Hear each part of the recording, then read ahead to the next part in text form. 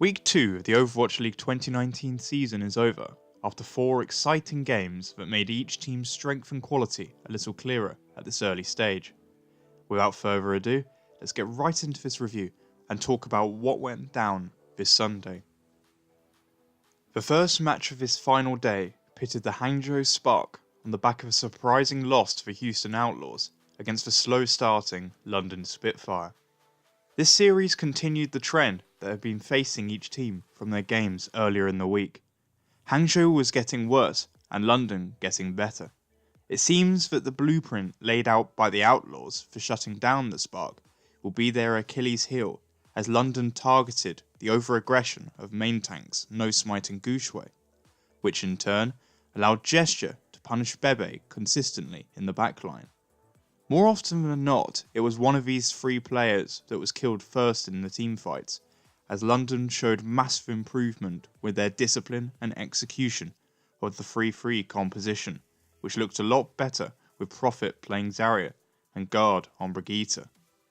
The other note to mention was how often Bebe misused his Transcendence, often using it in a panic before a Graviton, whilst Bedosen was much more mature and sensible about using his own. Once again for Hangzhou, they were able to fix these issues and show off the level of their play in the 4th map on Dorado, but like in the Outlaws game, it came too little too late, as London had already wrapped up the series that finished 3-1. Following this match, the undefeated New York Excelsior faced the Houston Outlaws, who were looking to continue the momentum from their upset victory over the Hangzhou Spark. However, if you're an Outlaws fan, I'm afraid to say that the momentum gained was quickly lost in what can only be described as a complete stomp by the New York Excelsior. On Hollywood and Anubis in particular, the Excelsior finished off quick attacks before shutting down Houston on defense for 2 separate first point holds. Despite the plaudits for Houston's tank line, which had the occasional highlight, they were simply outclassed by Mano, Nene and Meko, who had the highlight bomb of the day. This match, which ended 4-0 to New York and brought their 4th win, was their first in which they truly showed their quality on the 3-3 after some rust in their previous games. Whilst the Outlaws will certainly forget this game and try to move on, but it only brings questions back to their side as they head into week 3 and in the foot of the Overwatch League standings. Game 3 of the final day saw the Toronto Defiant face the LA Valiant in what turned into one of the closest series of the day. Momentum consistently swung between the 2 sides, with it notable that Custer played in the main support role for the entire game. With Neko still suspended, the Defiant are largely carried forward by their incredible play of Ivy on Zarya and Envy on Diva, who at many times changed teamfights on their own. Ivy and Kareev on Zarya on Hollywood did incredible amounts of damage in the long teamfights that summed up how competitive this series was. The Valiant once again looked like a solid team, except it became apparent that Fate's aggression on main tank and catching agilities out of position were the top priorities for Toronto. With control edging to Toronto and the 2 sides drawing on Hollywood, it came down to the 3rd map on the horizon to keep the Valiant from 3 defeats that would put them at the bottom of the standings. This map went into overtime after 2 successful attacks, and it was in this overtime that we saw some compositional switches away from 3-3. The Defiant were able to capture both points on the back of extra healing from Aid on Moira. Then the Valiant came unstuck by a Sombra Bastion defense, but despite losing the first point, was able to shut down LA with an EMP in the next fight, and therefore guarantee the victory for Toronto.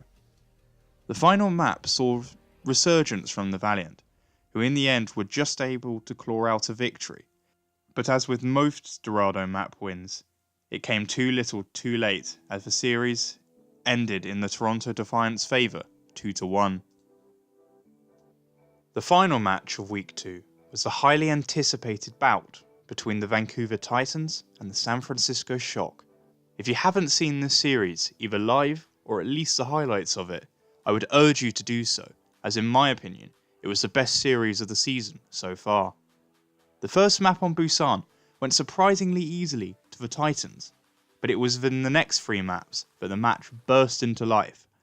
The Shock played the Titans at their own game and looked themselves super strong on the 3-3 composition, in which Sinatra was able to outplay Xiaominsu on Zarya in between teamfights.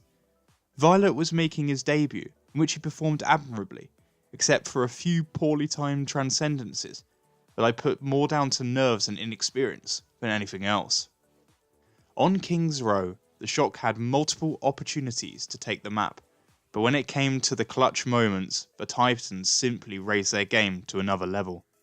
Despite a long overtime push from San Francisco, Vancouver were able to match it with a massive Shattered Diva Bomb combo that wiped the Shock and took Vancouver into the half 2-0 up. If you don't know anything about Runaway that now makes up the Titans roster, they don't lose on the Skyer, and this proved the same again. Bumper tried his best to throw the round, killing himself trying to pin a baby diva, but in the end Vancouver were just too strong, with Hangzhou cleaning up on the Doomfist. The Titans took the map and thus the series. The Shock managed to take Route 66 in another overtime, as the map showed the Titans were a little unpracticed on Sombra. The final score of 3-1 seriously validated the quality of the Titans, who have not lost a beat from their Korean contenders' success, while the Shock will feel a little disappointed given the series could have gone the other way had they better managed their gravitons and transcendences. With my final predictions roundup this week, it should come as no surprise that I went 2-2 again. The disadvantage of making my predictions in advance of the week is that I cannot change them if trends emerge, such as with the London Spitfire and Hangzhou Spark, who I definitely overrated after last week. NYXL were even more dominant than I imagined, and I just can't get my head around how the Valiant keep losing, despite not even playing poorly. The last match I predicted perfectly, although credit to the Shock, who I did not expect to play so well on 3-3 into the Titans.